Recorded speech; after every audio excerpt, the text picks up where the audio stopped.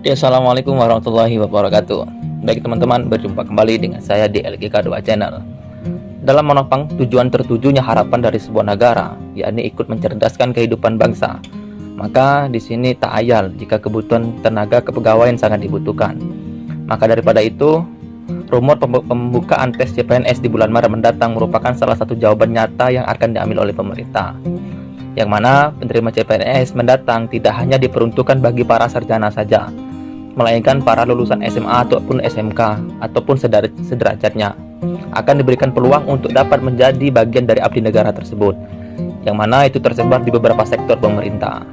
Jadi dalam video kali ini saya akan memberikan sedikit bocoran mengenai formasi CPNS 2021 bagi lulusan SMA ataupun SMK dan sederajatnya. Baik, kita akan mulai dari yang pertama ya teman-teman. Jika berpedoman pada pendaftaran CPNS tahun 2019 yang lalu, maka pemerintah itu membuka lowongan khusus bagi lulusan SMA dan sederajatnya di 6 instansi pemerintahan yang berbeda. Yaitu yang pertama di Kementerian Hukum dan HAM atau Kemenkumham, yang mana pada tahun lalu membuka lowongan CPNS terbesar di periode ini dengan syarat peserta yaitu lulusan SMA ataupun sederajatnya.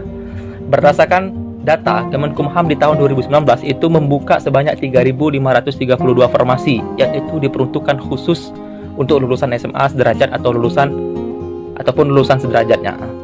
Yang mana dari formasi yang dibuka sebanyak 3.532 itu alokasi formasinya 2.875 itu diperuntukkan untuk lulusan SMA sederajat dengan jabatan penjaga tahanan atau sipir, yang disediakan untuk 101 putra-putri Papua dan Papua Barat, dan 2.774-nya ini formasi umum. Nah, dari 2.774 ini itu juga terdiri dari 2.497 pria dan 277 wanita. Dan total dari 2.875 ini formasi itu tersebar di 33 kantor wilayah yang ada di Indonesia. Selain itu, lulusan SMA juga dapat mendaftar pada jabatan pemeriksa keimigrasian, pelaksana atau pemula, yang disediakan Kemenkumham sebanyak 657 formasi, yang mana dari 657 formasi tersebut terbagi atas 9 formasi khusus yang diperuntukkan untuk Papua dan Papua Barat dan 588 formasi umum. Yang kedua, yakni Kejaksaan Agung. Kejaksaan Agung Republik Indonesia juga membuka lowongan bagi lulusan SMA sederajatnya. Dalam penerimaan CPNS di periode sebelumnya, Kejaksaan Agung total membuka lowongan sebanyak 2.000 formasi pada seleksi CPNS 2019 untuk lulusan SMA sederajat. Hal itu sesuai dengan pengumuman nomor 1-C-CP.2-11-2019 tentang pelaksanaan seleksi calon pegawai negeri sipil Kejaksaan Republik Indonesia tahun anggaran 2019. Di mana dari total jumlah formasi tersebut terbagi menjadi 2 jabatan, yakni sebagai pengawal tahanan atau pengawal narapidana dan pengemudi tahanan. Pengawal tahanan atau pengawal narapidana sebanyak 1.000 formasi, sedangkan pengemudi tahanan juga sama 1.000 formasi. Untuk pengawal tahanan atau pengawal narapidana dibutuhkan formasi putra-putri Papua sebanyak 2 orang dari 1.000 formasi. Sementara sisanya sekitar 988 orang itu dialokasikan untuk umum. Sama seperti pengawal tahanan atau pengawal narapidana, kuota pengemudi tahanan juga dibagi dalam 2 jenis formasi, yakni putra-putri Papua sebanyak 2 orang dari 1.000 formasi dan 988 orang dialokasikan untuk umum. Yang ketiga, yakni Kementerian Lingkungan Hidup dan Kehutanan.